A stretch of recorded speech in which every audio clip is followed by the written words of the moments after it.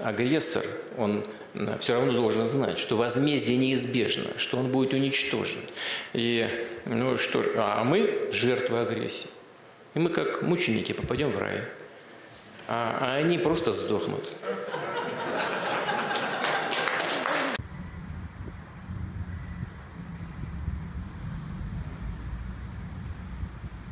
Я бы, конечно, хотела бы оказаться в раю, иншалла, да, но я считаю, что президент Владимир Владимирович Путин, он должен был утешить свой народ именно какими-то другими объектами, а не именно тем, что, ну ничего страшного, нас разбомбят, мы умрем, ну все мы будем в раю, так что держитесь, крепитесь.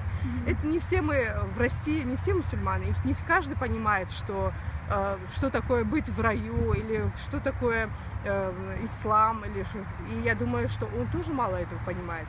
Я даже в какой-то степени уже запереживала, почему именно, ну почему такой пример был, да, почему он привел такой пример. А вы не можете мне сказать, почему он привел такой пример? Куда попаду, туда попаду, если честно. Так что это не от меня зависит, по большому счету. Нет. Почему?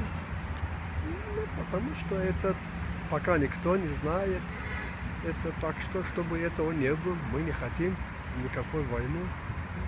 Путин сказал ровно то, что он хотел сказать, выразил свои внутренние переживания, он очень переживает за международку, по которой у нас провалы, и рай недалеко в этой теме. Мы потеряли Константинополь, мы потеряли Украину, все сложно. В общем, в этом и суть, в раю всем будет легче. Мы хотим мир, мы хотим свободу, мы хотим спокойно жить. Наши дети, внукам надо спокойно жить на свете. Не хочу войны, не хочу это самые драки, мраки. Не хотим ничего в свете. Вот как красиво сейчас живем, так хотим жить. Я не помню, что нам не нужно. Не нужно, абсолютно не нужно она нам. Нам нужно свобода, нам нужно спокойно. Наши дети, внукам надо свободным детям. Наши отцы, матери надо спокойно жить на свете.